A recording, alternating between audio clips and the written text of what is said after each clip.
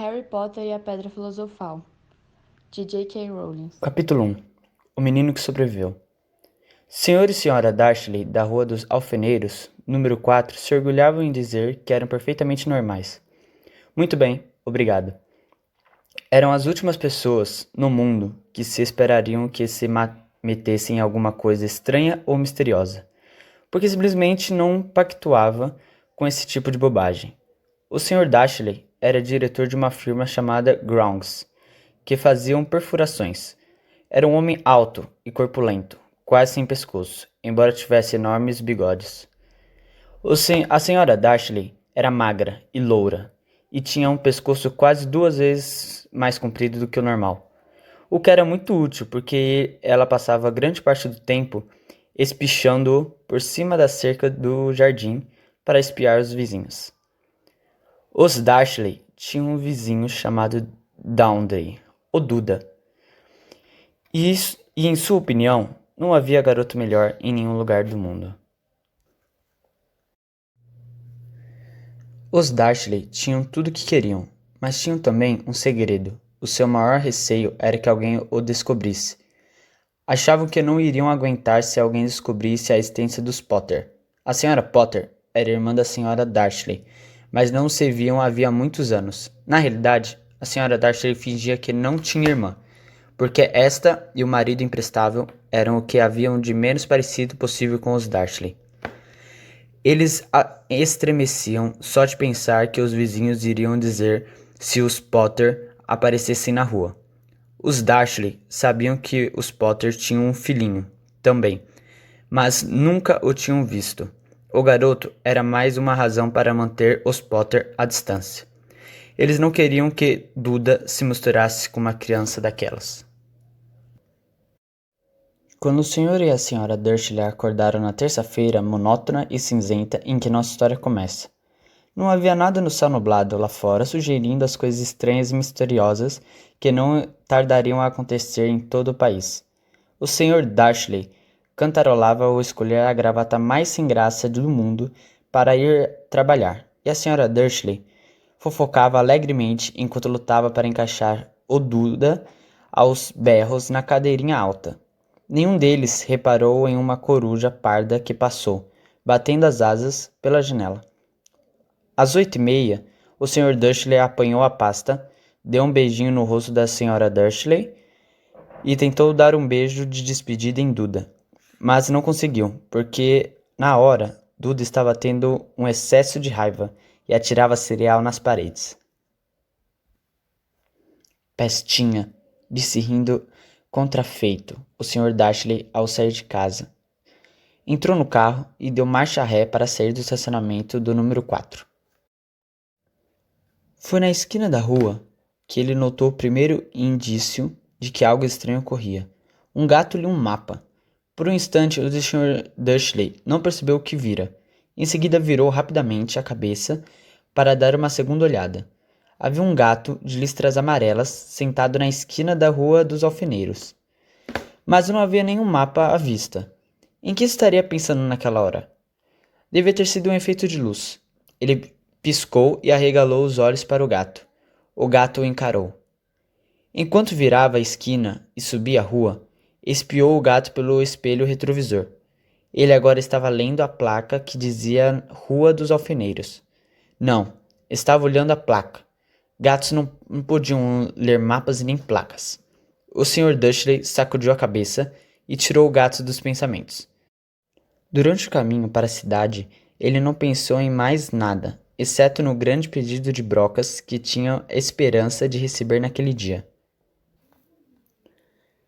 Mas ao sair da cidade, as brocas foram varridas da sua cabeça por outra coisa.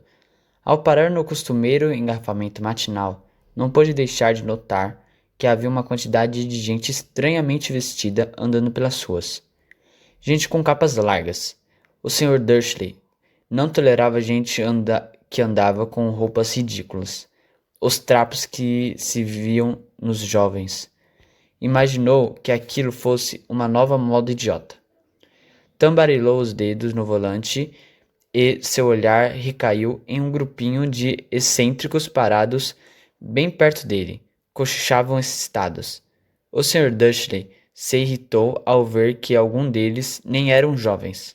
Ora, aqueles homens deviam ser mais velhos que ele. E usava uma capa verde esmeralda. Que petulância! Mas não ocorreu ao Sr. Dursley que se tratava provavelmente de alguma promoção boba. Essas pessoas estavam obviamente arrecadando alguma coisa. Devia ser isso. O tráfico avançou e alguns minutos depois, o Sr. Dursley chegou no estacionamento da Grounds. Os pensamentos voltavam às brocas. O Sr. Dursley sempre sentava de costas para a janela em seu escritório no nono andar. Se não fizesse, talvez tivesse achado mais difícil se concentrar nas brocas aquela manhã. Ele não viu as corujas que voavam velozes em plena luz do dia, embora as pessoas na rua as vissem. Elas apontavam e espantavam enquanto coruja atrás de coruja passavam no alto. A maioria jamais vira uma coruja mesmo à noite. O Sr. Dursley, porém, teve uma manhã perfeitamente normal sem corujas. Gritou com 5 pessoas diferentes, deu vários telefonemas importantes e gritou mais um pouco. Estava de excelente humor, até a hora do almoço, quando pensou em esticar as pernas e atravessar a rua para comprar um pãozinho doce na padaria, na frente do prédio. Esquecera completamente as pessoas de capas até passar por um grupo delas próximo à padaria. Olhou-as com raiva ao passar. Não havia o porquê, mas elas o deixavam nervoso. Essas cochichavam agitadas, também, mas ele não ouviu nenhuma latinha de coleta. Foi ao passar por elas, na volta, levando uma grande rosca açucarada em um saco, que entreouviu algumas palavras do que diziam. Os Potter, é verdade. Foi o que eu vi. É? O filho deles, Harry? O Sr. Dursley parou de repente. O medo invadiu-o. Virou a cabeça para olhar as pessoas que cochichavam como se quisesse dizer alguma coisa, mas pensou melhor. Atravessou a rua depressa, correu para o escritório, disse rapidamente à secretária que não o incomodasse. Agarrou o telefone e quase terminara de discar o número de casa, quando mudou de ideia. Pôs o fone no gancho e alisou o bigode, pensando. Não, estava agindo como um idiota. Potter não era um nome tão fora do comum assim. Tinha certeza que havia muita gente chamada Potter, com um filho chamado Harry. Pensando bem, nem sequer tinha certeza de que o sobrinho tivesse o nome de Harry.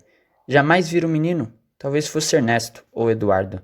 Não tinha sentido preocupar a senhora Dursley. Ela sempre ficava tão perturbada, a simples menção da irmã não a culpava. Se ele tivesse uma irmã como aquela, mas, mesmo assim, aquelas pessoas de capas, acho bem mais difícil se concentrar nas brocas aquela tarde. E, quando deixou o edifício, às 5 horas, continuava tão preocupado que deu um encarão em alguém parado ali à porta. Desculpe, murmurou, quando o velhinho cambaleou e quase caiu. Levou alguns segundos até o Sr. Dursley perceber que o homem estava usando capa roxa. Não parecia nada aborrecido por ter sido quase jogado ao chão. Ao contrário, seu rosto se abriu em um largo sorriso e ele disse numa voz esganiçada que fez os passantes olharem. Não precisa pedir desculpas, caro senhor, porque nada poderia me aborrecer hoje. Alegre-se, porque você sabe quem finalmente foi-se embora. Até trouxas como o senhor deveriam estar comemorando um dia tão feliz. E o velho abraçou o Sr. Dursley pela cintura e se afastou. O Sr. Dursley ficou pregado no chão. Fora abraçado por um completo estranho, e também achava que fora chamado de trouxa. O que quer que isso quisesse dizer, estava abalado. Correu para o carro e partiu para casa, esperando que estivesse imaginando coisas. O que nunca esperara que fizesse, porque não aprovava a imaginação. Quando entrou no estacionamento do número 4, a primeira coisa que viu, e isso não melhorou o seu estado de espírito, foi o gato listrado que notara aquela manhã. Agora ele estava sentado no muro do jardim. Tinha quase certeza que era o mesmo. As marcas em volta dos olhos eram as mesmas. Chispa, disse o Sr. Dursley numa voz alta. O gato não se mexeu, apenas lançou-lhe um olhar severo. Será que isso era um comportamento normal para um gato? Pensou o Sr. Dursley. Continuava decidido a não comentar nada com a sua esposa. A Sra. Dursley tivera um dia normal e agradável. Contou-lhe durante o jantar os problemas que a senhora ao lado com a filha e ainda que o Duda aprendera uma palavra nova, nunca. O Sr. Dursley tentou agir normalmente. Depois que Duda foi se deitar, ele chegou à sala em tempo a ouvir o último noticiário noturno. E por último, os observadores de pássaros em toda parte registraram que as corujas do país se comportaram de forma muito estranha hoje.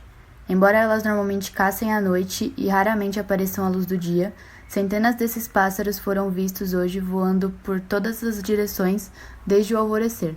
Os especialistas não sabem explicar por que as corujas de repente mudaram seu padrão de sono. O locutor se permitiu um sorriso. Muito misterioso. E agora, com Jorge Mendes no nosso boletim meteorológico. Vai haver uma tempestade de corujas hoje à noite, Jorge? Bom, Eduardo, disse o meteorologista. Não sei lhe dizer, mas não foram só corujas que se comportaram de modo estranho hoje. Ouvintes de todo o país têm telefonado para reclamar. Em vez do aguaceiro que prometi para ontem, eles têm tido chuvas de estrelas. Talvez alguém ande festejando a Noite das Fogueiras uma semana mais cedo este ano. Mas posso prometer que para hoje uma noite chuvosa. O Sr. Dursley ficou paralisado na poltrona, estrelas cadentes em todo o país, corujas voando durante o dia, gente misteriosa usando capas por todos os lados, e um cochicho a respeito dos Potter. A Sra. Dursley entrou na sala trazendo 2 xícaras de chá. Não adiantava, teria que lhe dizer alguma coisa. Pigarreou nervoso. Petúnia, querida, você não tem tido notícias da sua irmã ultimamente? Conforme esperava, a Sra. Dursley pareceu chocada e aborrecida. Afinal, normalmente fingiria que ela não tinha irmã. Não, respondeu ela seca. Por quê? Uma notícia engraçada, murmurou o Sr. Dursley. Corujas, estrelas cadentes e viu uma porção de gente de aparência estranha hoje na cidade. E daí? Cortou a Sra. Dursley. Bem, pensei, talvez tivesse alguma ligação com, sabe, o pessoal dela. A Sra. Dursley bebericou o chá com os lábios contraídos. O Sr. Dursley ficou em dúvida se teria coragem de lhe contar que ouvira o nome Potter. Decidiu que não. Em vez disso, falou com uma voz mais displicente que pôde. O filho deles teria mais ou menos a idade do Duda agora, não? Suponho que sim, respondeu a Sra. Dursley ainda seca. Como é o nome dele mesmo? Ernesto, não é? Harry, um nome feio e vulgar, e quer saber minha opinião. Ah, é? Disse o Sr. Dursley, sentindo um aperto horrível no coração. Concordo com você. Não disse mais nenhuma palavra sobre o assunto a caminho do quarto onde foram se deitar. Enquanto a Sra. Dursley estava no banheiro, o Sr. Dursley foi devagarinho até a janela e espiou o jardim da casa. O gato continuava lá, observando o começo da rua dos alfeneiros, como se esperasse alguma coisa. Estaria imaginando coisas? Será que tudo isso teria ligação com os Potter? Se tinha, se transpirasse que eram aparentados de um casal de... Bem, ele achava que não aguentaria. Os Dursley se deitaram e a Sra. Dursley adormeceu logo, mas o Sr. Dursley continuou acordado pensando no que acontecera. Seu último consolo antes de adormecer foi pensar que mesmo que Potters estivessem envolvidos, não havia razão para se aproximarem dele e da Sra. Dursley. Os Potter sabiam muito bem o que pensavam deles e de gente da sua laia. Não via como ele e Petúnia poderiam se envolver em nada que estivesse acontecendo. O Sr. Dursley bocejou e se virou. Isso não poderia afetá-los. Como estava enganado. O Sr. Dursley talvez estivesse mergulhando em um sono inquieto, mas o gato no muro lá fora não mostrava sinais de sono. Continuava sentado imóvel como uma estátua, de olhos fixos na esquina mais distante da Rua dos Alfeneiros. E nem sequer estremeceu quando uma porta de carro bateu na rua seguinte, nem mesmo quando 2 corujas mergulharam do alto. Na verdade, era quase meia-noite, quando o gato se mexeu. Um homem apareceu na esquina que o gato vigiava. Apareceu tão súbita e silenciosamente que se poderia pensar que estivesse saído do chão. O rabo do gato mexeu ligeiramente e seus olhos se estreitaram. Ninguém jamais deslumbrara nada parecido com este homem, na Rua dos Alfeneiros. Era alto, magro e mais velho, a julgar pelo prateado em seus cabelos e sua barba, suficientemente longos para prender um cinto. Usava vestes longas, uma capa púrpura que arrastava pelo chão, a bota com salto alto e fivelas. Seus olhos eram azuis claros, luminosos e cintilantes, por trás dos óculos em meia-lua. E o seu nariz era muito comprido e torto, como se estivesse quebrado pelo menos 2 vezes. O nome dele era Alvo Dumbledore. Alvo Dumbledore não parecia ter consciência de que acabara de pisar numa rua onde tudo, desde seu nome e suas botas, eram mal vistos. Estava ocupado apalpando a capa, procurando alguma coisa, mas parecia ter consciência de que estava sendo vigiado, porque ergueu a cabeça e de repente para o gato, que continuava a fixá-lo da outra ponta da rua. Por algum motivo, a visão do gato pareceu diverti-lo. Deu uma risadinha e murmurou. Eu deveria ter imaginado. Encontrou o que procurava no bolso interior da capa. Parecia um isqueiro de prata. Abriu-o e o acendeu. O lampião da rua mais próximo apagou-se como um estalido seco. Ele o acendeu de novo. O lampião seguinte piscou e apagou. 12 vezes ele adicionou o apagueiro, até que as únicas luzes acesas na rua toda eram 2 pontinhos minúsculos ao longe, os olhos do gato que o vigiava. Se alguém espiasse pela janela, agora até a senhorita Dursley, de olhos nas costas, não conseguiria ver nada que acontecia na calçada. Dumbledore tornou-se a guardar o alpagueiro na capa e saiu caminhando pela rua em direção ao número 4, onde sentou-se ao muro ao lado do gato. Não olhou para o bicho, mas passado algum tempo, dirigiu-se a ele. Imaginei encontrar a senhora aqui, professora Minerva McGonagall. E virou-se para sorrir para o gato, mas esse desaparecera. Em vez dele, viu-se sorrindo para a mulher de aspecto severo que usava óculos de lentes quadradas, exatamente do formato das marcas que o gato tinha em volta dos olhos.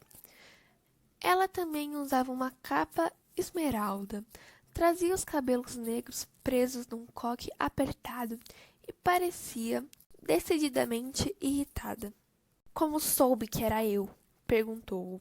Minha cara, professora, nunca vi um gato sentar tão duro. O senhor estaria duro se estivesse passado o dia todo sentado num muro de pedra, respondeu a professora. O dia todo? Quando podia estar comendo? Deve ter passado por mais de 10 festas e banquetes a caminho daqui. Ah, sim, vi que todos estão comendo, disse impaciente. Era de esperar que fossem um pouco mais cautelosos, mas não. Até os trouxas perceberam que estava acontecendo alguma coisa. Deu no telejornal. Ela indicou com a cabeça as salas escuras dos Dursleys. Eu ouvi. Bandos de corujas, estrelas cadentes. Horas, eles são completamente idiotas. Não podiam deixar de notar alguma coisa. Estrelas cadentes em Kent. Aposto que foi alguma coisa do Décalo Digley. E nunca teve muito juízo. Você não pode culpá-los, ponderou Dumbledore educadamente. Temos tido muito pouco o que comemorar nos últimos 11 anos. Sei disso, retrucou a professora mal-humorada. Mas não é a razão para perdermos a cabeça. As pessoas estão sendo completamente descuidadas, saem na rua em plena luz do dia, sem menos vestir a roupa de trouxa, e espalham boatos. Disguet lançou um olhar atento a Dumbledore, como se esperasse que ele dissesse alguma coisa, mas continuou calado. Por isso, ela recomeçou. Ia ser uma graça se o próximo dia em que você sabe quem parece ter finalmente ido embora, os trouxas descobrissem a nossa existência. Suponho que ele realmente tenha ido embora.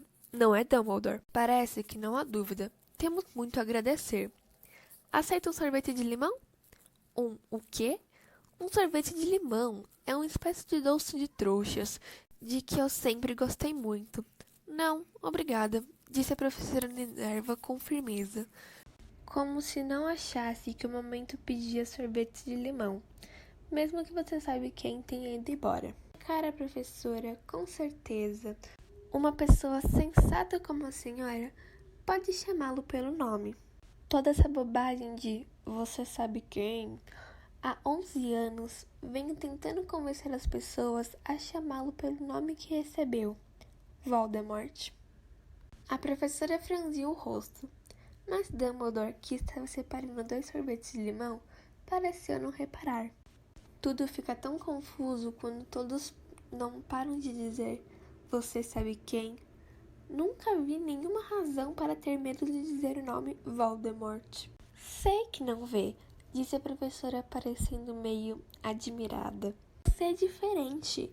Todo mundo sabe que você é o único de que você sabe. Ah, está bem. De quem Voldemort tem medo. Isso é um elogio, disse Dumbledore calmamente. Voldemort tinha poderes que eu nunca tive. Só porque você é muito bem nobre para usá-los. É uma sorte estar escuro. Nunca mais corei assim desde que Madame Pomfrey me disse que gostava de meus abafadores de orelhas novos. A professora Minerva lançou um olhar severo a Dumbledore e disse: as corujas não são nada comparadas aos boatos que correm. Sabe o que todos estão dizendo? Por que ele foi embora? Por que ele finalmente o deteve? Aparentemente, a professora Minerva chegara ao ponto que estava ansiosa para discutir a verdadeira razão pela qual estivera esperando o dia todo em cima de um muro frio e duro. Porque nem como um gato, nem como mulher, ela fixara antes um olhar tão penetrante em Dumbledore como agora. Era óbvio que, seja o que fosse que todos estavam dizendo a ela, não iria acreditar, até Dumbledore confirmasse essa verdade. Dumbledore, porém, estava escolhendo mais um sorvete de limão e não respondeu. O que estão dizendo? Continuou ela. É que a noite passada Voldemort apareceu no boato que vou procurar os Potters. O boato é que Lilian e Tiago Potter estão mortos. Dumbledore fez sim com a cabeça. A professora Minerva perdeu o fôlego. Lilian e Tiago? Não posso acreditar. Não quero acreditar. Ah, Alvo. Dumbledore estendeu a mão e lhe deu um tapinha no ombro. Eu sei, disse deprimido. A voz da professora Minerva tremeu ao prosseguir. Não é isso. Estão dizendo que ele tentou matar o filho dos Potters, Harry, mas não conseguiu. Não conseguiu matar o garotinho. Ninguém sabe o porquê nem como, mas estão dizendo que na hora que não pôde matar Harry Potter por alguma razão, o poder de Voldemort desapareceu e é por isso que ele foi embora. Dumbledore concordou com a cabeça. Sério? É verdade, gaguejou a professora. Depois de tudo que ele fez, todas as pessoas que matou, não conseguiu matar um garotinho? É simplesmente espantoso. De tudo que poderia detê-lo, mas, por Deus, como que Harry sobreviveu? Só podemos imaginar, disse Dumbledore. Talvez nunca conseguimos saber. A professora Minerva pegou um lenço de renda e secou com delicadeza os olhos por baixo das lentes dos óculos. Dumbledore deu uma grande fungada ao mesmo tempo que tirava o relógio de ouro do bolso e examinava. Era um relógio muito estranho. Tinha 12 ponteiros, mas nenhum número. Em vez deles, pequenos planetas que giravam à volta. Mas devia fazer sentido para Dumbledore, porque ele repôs no bolso e disse: Hagrid está atrasado. A propósito, foi ele que lhe disse que eu estaria aqui, suponho. Foi, e suponho que você não vai me dizer o porquê está aqui e não em outro lugar. Me trazer Harry para o seu tio e tia. Eles são a única família que lhe resta. Você não quer dizer, você não pode estar se referindo às pessoas que moram aqui? Exclamou a profa Minerva, pulando de pé e apontando para o número 4.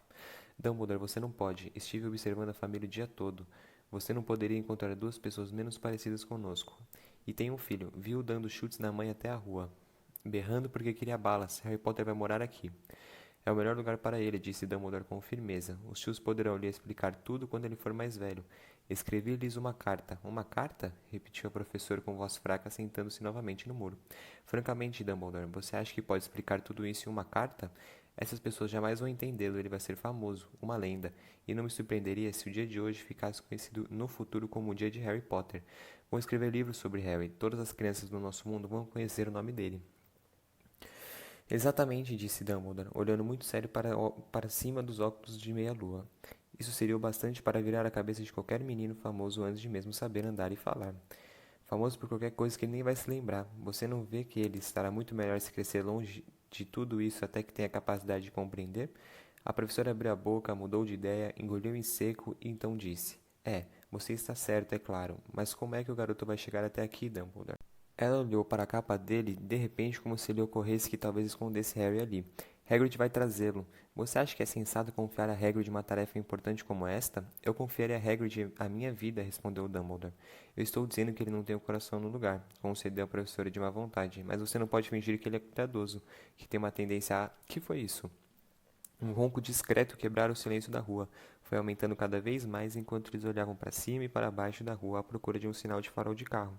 O ronco se transformou num trovão, quando os dois olharam para o céu e uma enorme motocicleta caiu do ar e parou na rua diante deles. Se a motocicleta era enorme, não era nada comparada ao homem que montava do lado. Ele era quase 2 vezes mais alto que um homem normal e pelo menos 5 vezes mais largo. Parecia simplesmente grande demais para existir, e tão selvagem. Embaranhados de barba e cabelo negro, longo e grossos escondiam a maior parte de seu rosto. As mãos tinham o tamanho de uma lata de lixo e os pés calçados com botas de couro pareciam filhotes de golfinho. Em seus braços imensos e musculosos, ele segurava um embrulho de cobertores. — Hagrid! Exclamou Dumbledore, parecendo aliviado. Finalmente, onde foi que arranjou a moto? — Pedi emprestada, Prof. Dumbledore, respondeu o gigante, demonstrando cuidadosamente da moto ao falar. O jovem Sirius me emprestou. Trouxe ele, professor. Não teve nenhum problema? Não, senhor. A casa ficou quase destruída, mas consegui tirá-lo inteiro antes que os trouxas invadissem. Ele dormiu quando estávamos sobrevoando Bristol.